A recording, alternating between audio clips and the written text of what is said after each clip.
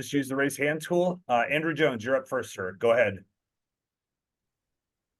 Hey, Coach, I was talking to Harrison, I think it was 2 games ago, about his rebounding and how he's different now than he was when he was at Stanford. He gave a lot of credit to Sean May. He said he's had a lot of conversations with Sean and obviously learning from Sean about rebounding. He's a pretty good guy to do so. And he said he told him just go for everything. Doesn't matter if your teammates are going after it, just go after it. How have you seen that kind of play out with Harrison in becoming that guy on the boards? And also, second part to the question is, how have you seen Sean develop as an assistant coach and how he communicates to guys and is being able to get his message across more now than maybe when he first joined the staff?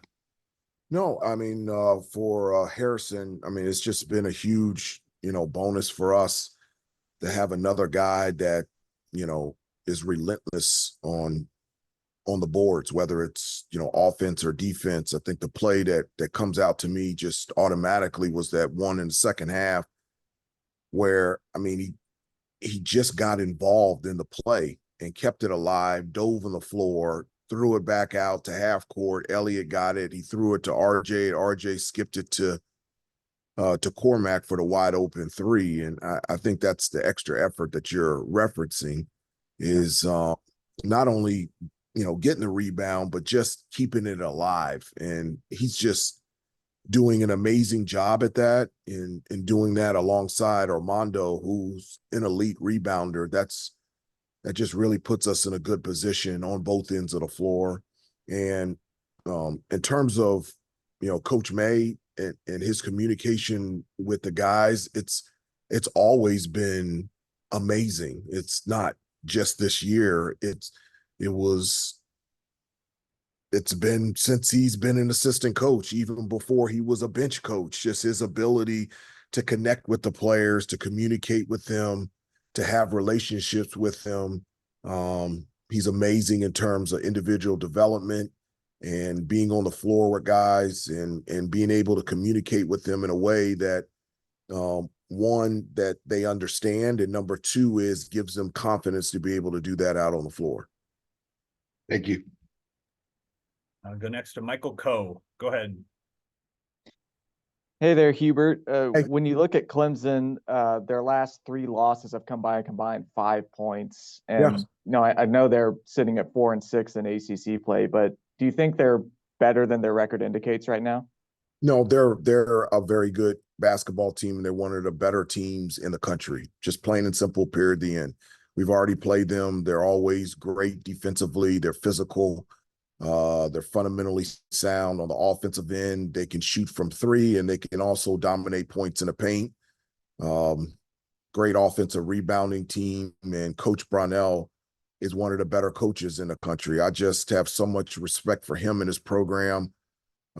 Every year, the things that they do consistently is just amazing, and our full attention is on Clemson because it's deserving. They are one of the better teams in the country, and we're looking forward to a really hard challenge against Clemson on Tuesday night.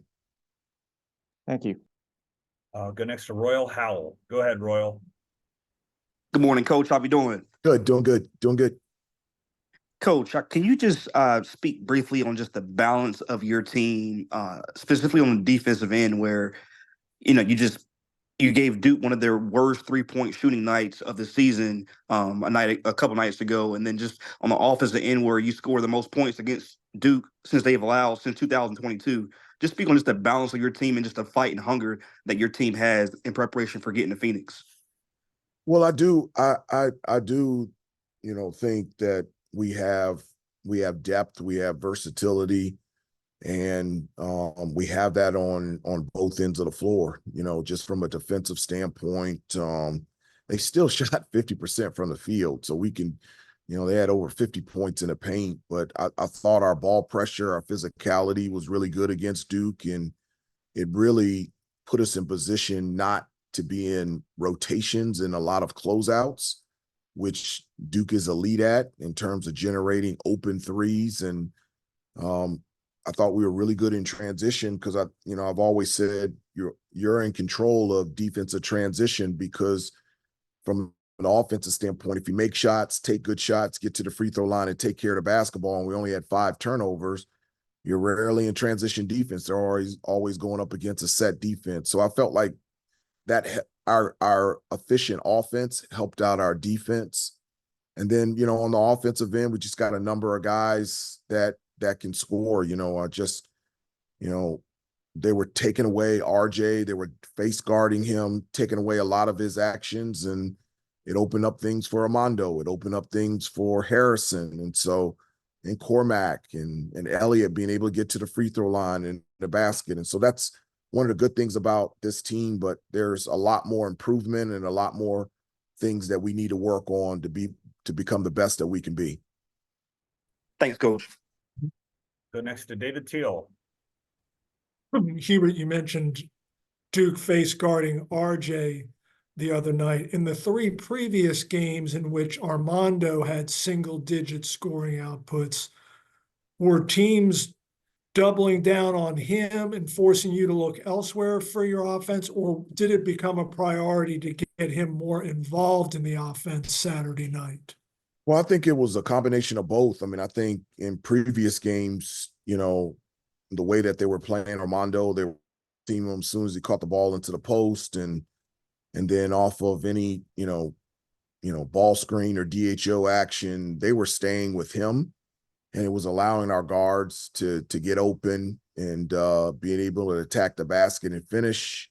It allowed us to get into the paint and be able to drive and kick for open threes. And so Armando's screening and his presence in the middle opened up everything for us in the perimeter. And then, I think Armando, to his credit, worked harder, I felt like, during the Duke game to get better and lower position where he can be effective and where he can score. And we were able to get Armando on the move a little bit and get him in some different positions where he could be effective, because at the end of the day, for us to be at our best, we need Armando to be Armando. We need RJ and Harrison and Cormac and to be that. And we need Seth and Jay Witt and Pax and Zayden and all those guys and Jay Wash to be at their best as well.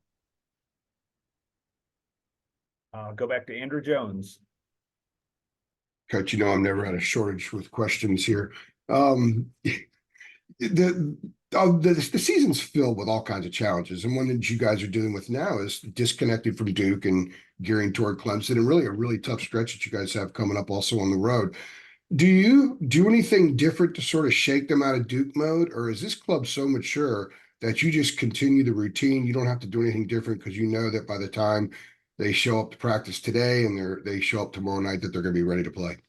No, I mean, this is something that we talk about all year, just about, I always give them, thoughts of the day every day. I send them stuff, through text, like stuff I see, like motivational stuff on Instagram. And, there was one thought of the day about, it's not all said and done until you've, done everything that you can do and you've said everything that you can say. And one of the things that we talk about all the time is there's more to be done and there's more to be said.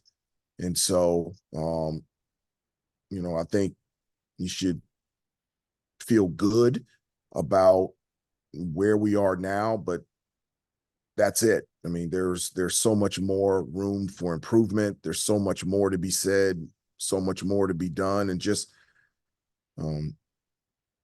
having that approach to continue just to work, focus on what is real. And I've said this to you guys before, and the only thing that you can really control and what is real is your preparation and your practice and how hard you play.